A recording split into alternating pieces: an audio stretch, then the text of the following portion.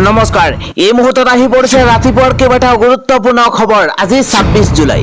অসমৰ লগতে ভাৰতৰ বিভিন্ন প্ৰান্তৰ পৰা ৰাতিপুৱাৰ কেইবাটাও খবৰ একেলগে যুগুতোৱা হৈছে। এই মুহূৰ্তত জনাই আছো এটা গুৰুত্বপূৰ্ণ খবৰ।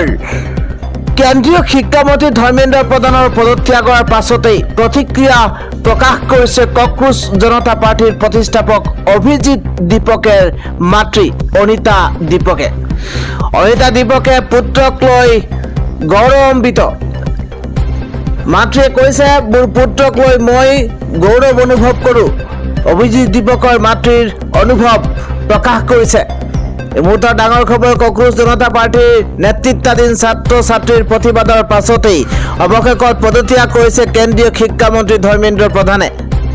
কেন্দ্ৰীয় মন্ত্ৰীগৰাকীৰ পদত্যাগৰ পাছত প্ৰতিক্ৰিয়া ব্যক্ত কৰিছে CJPৰ প্ৰতিষ্ঠাপক অভিজিত দীপকৰ মাতৃ অনিতা দীপকে। তেওঁ কৈছে, মই অত্যন্ত সুখী।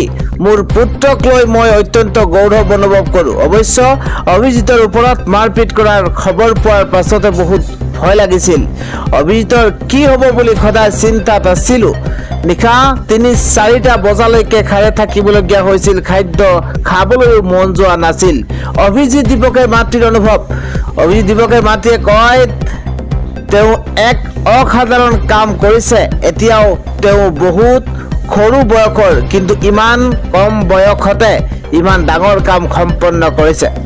অভিজিতৰ ওপৰত মই অত্যন্ত গৌৰৱ অনুভৱ কৰিছোঁ। এইদৰে নিজৰ অনুভূতি প্ৰকাশ কৰিছে, আবেগ অনুভূতি প্ৰকাশ কৰিছে অভিজিত দীপকৰ মাতৃয়ে। অন্য এটা খবৰ, নিৰ্মাণ কৰা হ'ব আৰু 2খনকৈ নতুন এলিভেটেড উৰণ সেতু। যাতায়াতৰ সমস্যা দূৰ কৰিবলৈ নিৰ্মাণ কৰা হ'ব আৰু 2খনকৈ উৰণ সেতু। এইবাৰ দিল্লী চৰকাৰে উত্তৰ পূব আৰু পশ্চিম দিল্লী জিলাত যান জঁটৰ সমস্যা লাঘৱ কৰাৰ লক্ষ্যৰে 2খন নতুন উৰণ সেতু নিৰ্মাণৰ পৰিকল্পনা হাতত লৈছে। যাতায়াতৰ সমস্যা দূৰ কৰিবলৈ নিৰ্মাণ কৰা হ'ব আৰু 2খন উৰণ সেতু। এইবাৰ দিল্লী চৰকাৰে উত্তৰ পূব আৰু পশ্চিম দিল্লী জিলাত যান বাহনৰ সমস্যা লাঘৱ কৰাৰ লক্ষ্যৰে 2খন নতুন উৰণ সেতুৰ পৰিকল্পনা কৰিছে। চৰকাৰৰ অনুমোদন লাভ কৰিলে এই প্ৰকল্পসমূহে তীব্ৰ যান জঁট কমাই যাত্ৰীসকলৰ ভ্ৰমণৰ সময়ত বুজন পৰিমাণে ৰাহি কৰিব বুলিও আশা প্ৰকাশ কৰা হৈছে। প্ৰস্তাৱিত এই 2খন এলিভেটেড উৰণ সেতুৰ দৈৰ্ঘ্য প্ৰায় 5 কিলোমিটাৰ হ'ব। প্ৰথমখন উৰণ সেতু ব্ৰিটেনিয়া চকৰ পৰা খকুৰ বস্তি ৰেলৱে ষ্টেচন হৈ আউটাৰ ৰিং ৰোডক সংযোগ কৰিব। একেদৰে দ্বিতীয়খন উৰণ সেতু কৰাৱাল নগৰ নলাৰ ওপৰেৰে পাৰ হৈ অংকুৰ এনক্লেভৰ পৰা গোকুলপুৰী মেট্ৰ' ষ্টেচন পৰ্যন্ত সংযোগ স্থাপন কৰিব। জনাইছো পৰৱৰ্তী খবৰ, যন্ত্ৰৰ মন্ত্ৰৰ প্ৰতিবাদৰ পাছতে দিল্লী আৰক্ষীৰ বৰ্বৰতাক তীব্ৰ সমালোচনা কৰিছে মমতা বেনাৰ্জীয়ে। পশ্চিমবংগৰ প্ৰাক্তন মুখ্যমন্ত্ৰী মমতা বেনাৰ্জীয়ে যন্ত্ৰৰ মন্ত্ৰৰ প্ৰতিবাদকাৰীৰ ওপৰত দিল্লী আৰক্ষীয়ে বৰ্বৰভাৱে কৰা লাঠিচালনা কৰা কাৰ্যক তীব্ৰ সমালোচনা কৰিছে। দিল্লী আৰক্ষীৰ লগতে তেওঁ প্ৰধানমন্ত্ৰী নৰেন্দ্ৰ মোদীকে ক্ষুদ্ৰ সমালোচনা কৰা পৰিলক্ষিত হৈছে। একে সময়তে তেওঁ সোমবাৰে নতুন দিল্লী ভ্ৰমণ কৰি বিৰোধী শিবিৰৰ ঐক্য সুদৃঢ় কৰাৰ বাবে তৎপৰ হোৱাৰ সংকেতো দিছে। তৃণমূলৰ সূত্ৰ অনুসৰি সোমবাৰে মমতা বেনাৰ্জীয়ে দিল্লীলৈ গৈ কংগ্ৰেছ নেতা ৰাহুল গান্ধী, সোনিয়া গান্ধী আৰু সমাজবাদী পাৰ্টিৰ সভাপতি অখিলেশ যাদৱকে ধৰি ইণ্ডিয়া মিত্ৰজোঁটৰ শীৰ্ষ নেতাসকলৰ সৈতে বৈঠকত মিলিত হোৱাৰ সম্ভাৱনা আছে। ইয়াৰ উপৰিও যন্ত্ৰৰ মন্ত্ৰত উপস্থিত হৈ প্ৰতিবাদত অংশগ্ৰহণ কৰাৰ লগতে CJPৰ প্ৰতিষ্ঠাপক অভিজিত দীপককে ধৰি দলটোৰ নেতাসকলকো সাক্ষাৎ কৰিব। এক চেনেলত প্ৰকাশ কৰা এক বিবৃতিত মমতা বেনাৰ্জীয়ে কয়, শান্তিপূৰ্ণভাৱে প্ৰতিবাদ কৰা প্ৰতিবাদকাৰীসকলৰ ওপৰত দিল্লী আৰক্ষীয়ে চলোৱা নিৰ্মম দমন গভীৰভাৱে উদ্বেগজনক আৰু সম্পূৰ্ণৰূপে অগ্ৰহণযোগ্য। জবাবদিহিতা দাবী কৰাৰ বাবেই ছাত্ৰ ছাত্ৰীসকলক নিৰ্দয়ভাৱে প্ৰহাৰ কৰা হৈছে, লাঠিচালনা কৰা হৈছে আৰু কন্দুৱা গেছ পৰ্যন্ত নিক্ষেপ কৰা হৈছে। দুৰ্নীতিৰ বিৰুদ্ধে প্ৰধানমন্ত্ৰী নৰেন্দ্ৰ মোদীৰ শূন্য সহনশীলতা নীতিৰ দাবীত প্ৰত্যাহ্বান জনাই তেওঁ কয় যে 2024 চনৰ নিট প্ৰশ্ন কাকত ফাদিল কাণ্ডত অভিযুক্তসকলৰ বিৰুদ্ধে কোনো প্ৰমাণ পোৱা নগ'ল বুলি CBIৰ শেহতীয়াকৈ আদালতত জনাইছে। তেওঁ প্ৰশ্ন কৰে যে যদি তেনেকুৱা হয় তেন্তে চৰকাৰে দেশজুৰি ছাত্ৰ ছাত্ৰীসকলে উত্থাপন কৰা প্ৰশ্নসমূহৰ উত্তৰ দিয়াৰ পৰিৱৰ্তে কেন্দ্ৰীয় শিক্ষামন্ত্ৰী ধৰ্মেন্দ্ৰ প্ৰধানক কিয় সুৰক্ষা দিয়াত ইমান ব্যস্ত বুলি প্ৰশ্ন উত্থাপন হৈছে। জনাইছো অন্য এটা খবৰ। বাংলাদেশৰ ৰাষ্ট্ৰপতি মহম্মদ শ্বাহাবুদ্দিনৰ পদত্যাগ।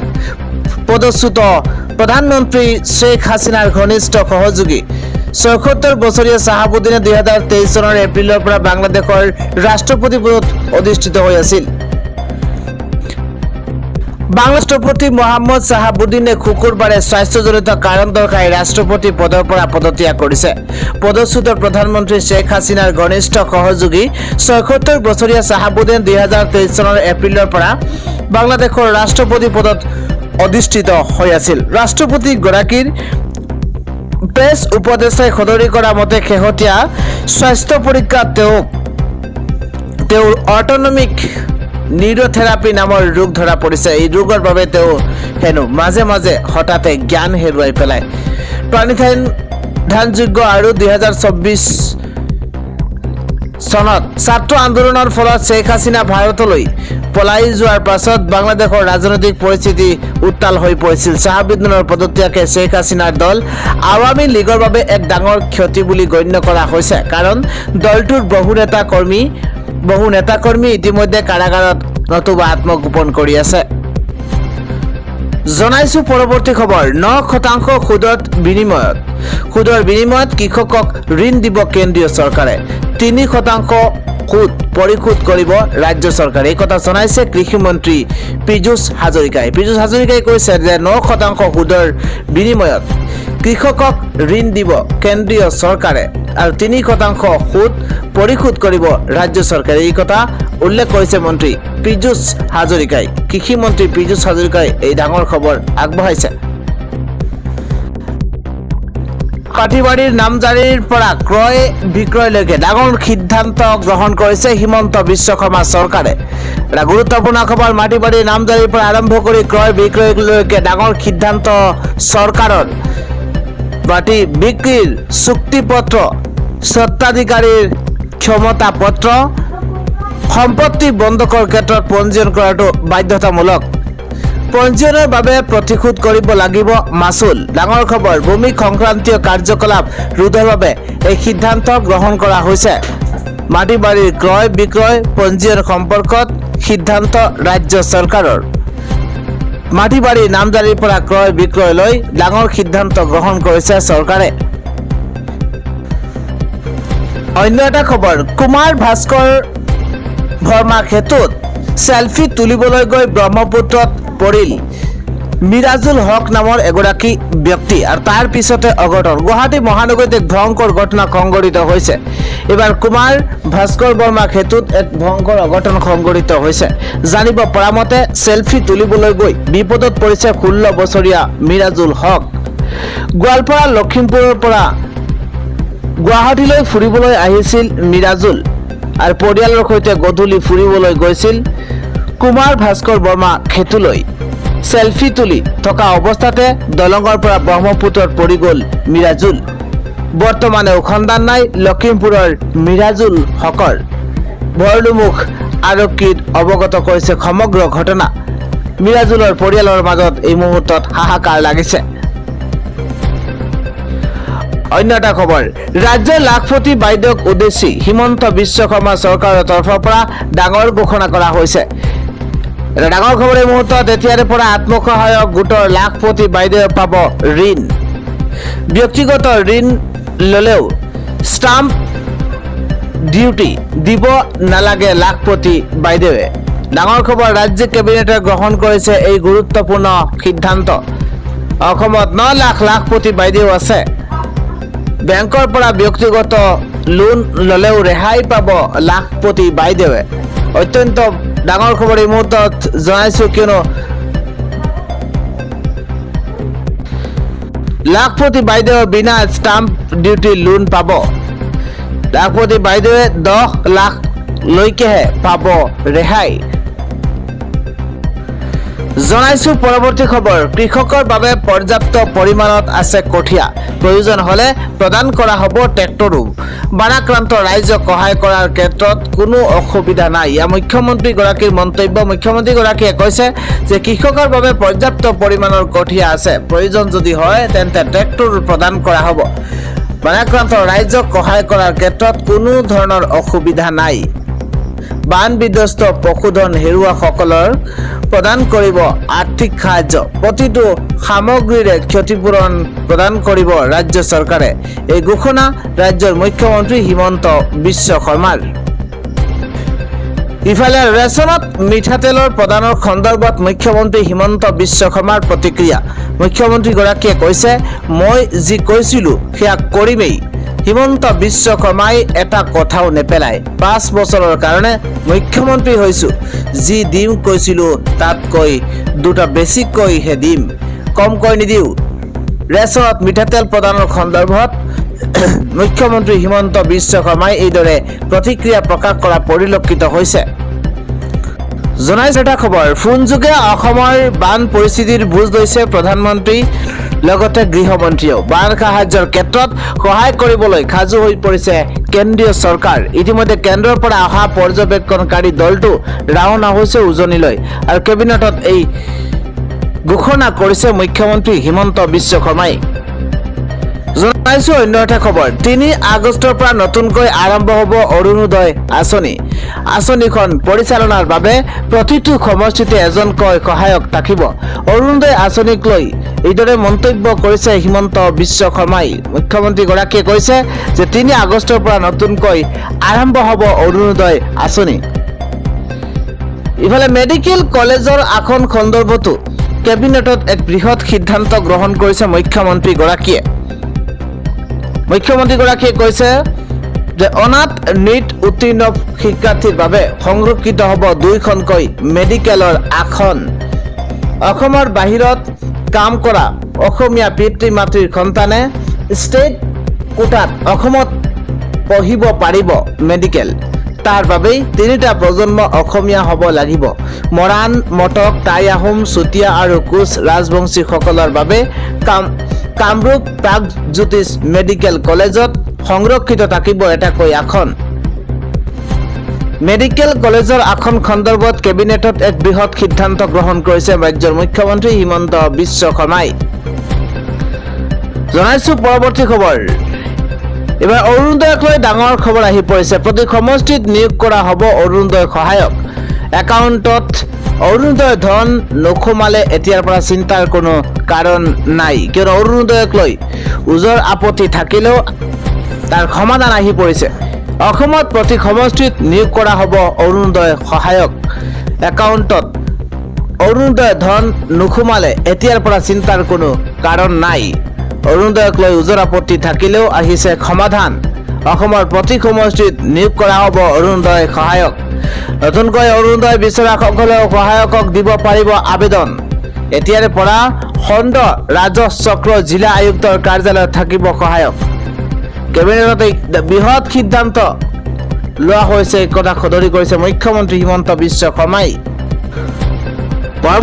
অসমৰ বাহিৰত কাম কৰা অসমীয়া পিতৃ মাতৃৰ সন্তানে ষ্টেট কোটাত অসমত মেডিকেল পঢ়িব পাৰিব আৰু তাৰ বাবেই 3টা প্ৰজন্ম অসমীয়া হ'ব লাগিব 1951 চন হ'ব এই সুবিধাৰ চৰ্ত এই বৃহৎ ঘোষণা কৰিছে মুখ্যমন্ত্ৰী হিমন্ত বিশ্ব শৰ্মাই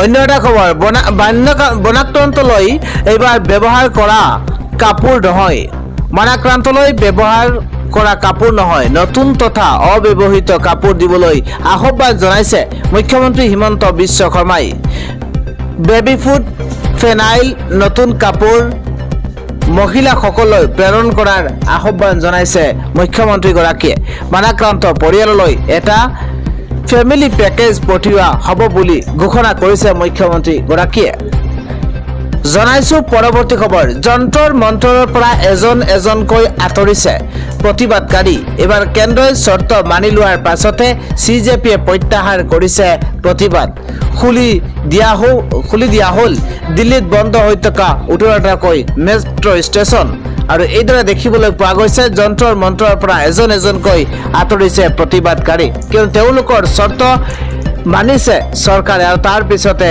যেন সেই প্ৰতিবাদ কিছু হ'লেও ক্ষান্ত হৈছে। কেন্দ্ৰই মানি লোৱা চৰ্তৰ পাছতে CJPয়ে প্ৰত্যাহাৰ কৰিছে প্ৰতিবাদ আৰু তাৰ পিছতে খুলি দিয়া হৈছে দিল্লীত বন্ধ হৈ থকা 18টাকৈ মেট্ৰ' ষ্টেচন। জনাইছো প্ৰতি খবৰ, শিক্ষামন্ত্ৰীয়ে পদত্যাগ কৰিছে আৰু ছাত্ৰ ছাত্ৰীসকলৰ সকলো দাবী চৰকাৰে বিনা ধিয়াই মানি লৈছে। এনে পৰিস্থিতিত আন্দোলনটোক সমৰ্থন কৰাৰ বাবে কক্ৰোচ জনতা পাৰ্টিৰ প্ৰতিষ্ঠাপক অভিজিৎ দিপকে তৃণমূলৰ নেত্ৰী মমতা বেনাৰ্জীক ফোন কৰি ধন্যবাদ জ্ঞাপন কৰিছে, যিহেতু চৰকাৰৰ তৰফৰ পৰা সকলো দাবী মানি লোৱা হৈছে আৰু CJPয়েও এই আন্দোলন সমাপ্ত কৰাৰ কথা ঘোষণা কৰিছে। সেয়েহে বংগৰ প্ৰাক্তন মুখ্যমন্ত্ৰীগৰাকীয়ে দিল্লীলৈ নাযায়। চৰকাৰ পক্ষৰ সৈতে আলোচনা কৰা আৰু দাবীসমূহ মানি লোৱাৰ পিছত CJPয়ে প্ৰতিবাদৰ অন্ত পেলোৱাৰ কথা ঘোষণা কৰিছে। তৃণমূলৰ সূত্ৰ অনুসৰি ইয়াৰ ঠিক পাছতেই নিশা 8:55 CJPৰ প্ৰতিষ্ঠাপক অভিজিৎ দিপকে তৃণমূল নেত্ৰীগৰাকীলৈ ফোন কৰে। প্ৰায় 3 মিনিটৰ এই ফোনালাপৰ তেওঁ মমতা বেনাৰ্জীক ধন্যবাদো জনাইছে। ছাত্ৰ ছাত্ৰীসকলৰ কাষত থিয় দি আন্দোলনক সমৰ্থন কৰা আৰু পৰামৰ্শ দিয়াৰ বাবে তেওঁ বিশেষভাৱে অভিজ্ঞতা প্ৰকাশ কৰিছে।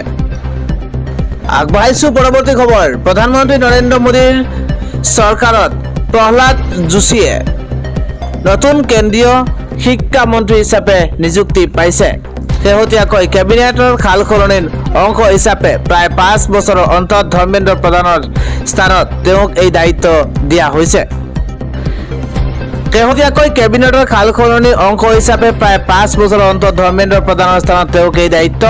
ইয়াৰ পূৰ্বে তেওঁ কেন্দ্ৰীয় গ্ৰাহক পৰিক্ৰমা, খাদ্য আৰু ৰাজহুৱা বিতৰণ আৰু নৱীকৰণযোগ্য শক্তি মন্ত্ৰী হিচাপে কাৰ্যনিৰ্বাহ কৰি আছিল। নীট পৰীক্ষাত হোৱা ভয়ংকৰ অনিয়মৰ দায়িত্ব স্বীকাৰ কৰি শিক্ষাৰ্থীৰ স্বাৰ্থ আৰু ৰাষ্ট্ৰীয় একতা ৰক্ষাৰ বাবে ধৰ্মেন্দ্ৰ প্ৰধানে পদত্যাগ কৰাৰ পাছতে এই ডাঙৰ পৰিৱৰ্তন ঘটিছে।